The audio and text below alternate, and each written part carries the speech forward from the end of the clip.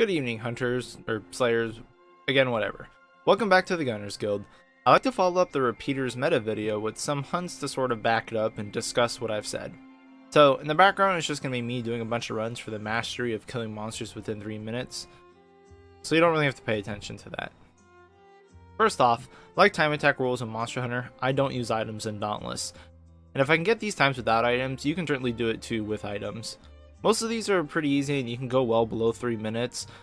The only ones that I found difficult to do without items are Shroud, which I've only done with Hammer, Heroic Rift Stalker, which I, again, can only do with Hammer. I don't really have an effective way to boop Rift Stalker since landmines are a huge pain in the ass. I could use grenades, but that would kind of defeat the point. And Heroic Valamir, which I have done, but only once with repeaters. So getting into the repeaters, first off, I pretty much permanently swapped to Full Bore Chamber. It does way more damage than Salvo if you get a good hit in, but it still has its problems. First, being that unlike Salvo, you need to have enough time on your empowered shot to finish the shot for it to count as empowered. You can't do it at the last second and get away with it, unfortunately. This, I think, is a bug, as they recently changed it so that it should work that way with other repeater parts, but I guess this one didn't really make the cut since it's new. The other problem I have with it is that it may count as empowered without doing the pushback effect at times. I actually like to use the pushback effect as it's sort of an evade, and it really does suck when it doesn't work when you need it to. It's not that huge of an issue, but it's still an issue for me. Next is that I've been playing around with mostly 2 sets. First is my bread and butter attack speed setup, which runs Evasive Fury. I really like Evasive Fury, but there are times when you just wail on a monster and it doesn't get a chance to fight back, which prevents you from proccing Evasive Fury, so it can be a dead skill at times. Also, too much attack speed can be bad with repeaters as well, as you have to reload way more often, and if you're just holding down the trigger like I do, you can easily overshoot and get caught up in auto reloads. So to combat this, I swapped Evasive Fury for Cunning for more crit.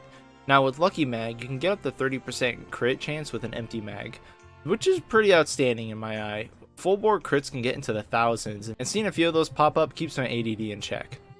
This makes me attack slower for sure, especially since I like to use the Drask Lantern. I also run the Captain's Grip and Molten to keep my attack speed up. It's not too fast anymore, and the damage feels pretty good, so I like this set.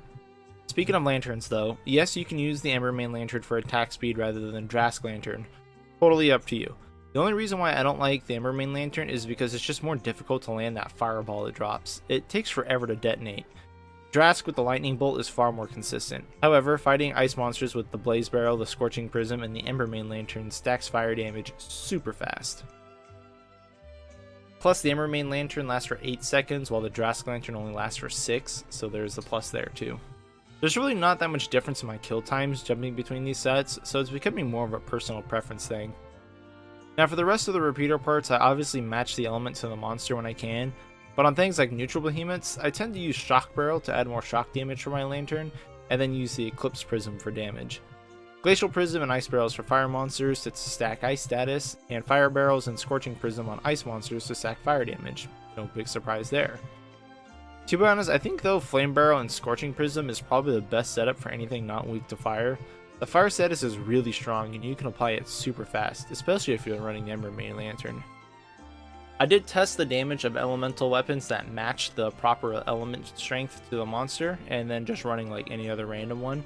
Like for Rift Stalker, I ran Radiant Barrels, and normal hits I was hitting for about 170 to 220 with the Eclipse Prism on that was stacking up my damage.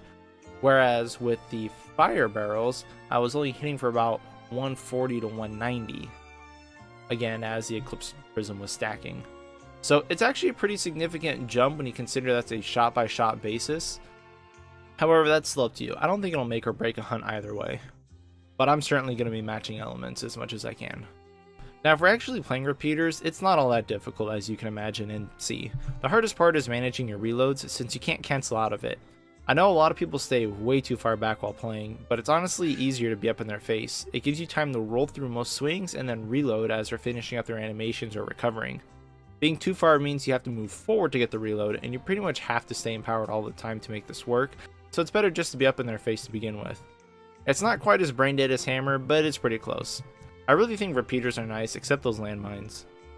So that's about it on top of the other video I did. There's not much to repeaters, so thanks for listening. Feel free to watch the rest of the hunts. Otherwise, thank you again, and good luck out there, hunters, in whatever you may be hunting.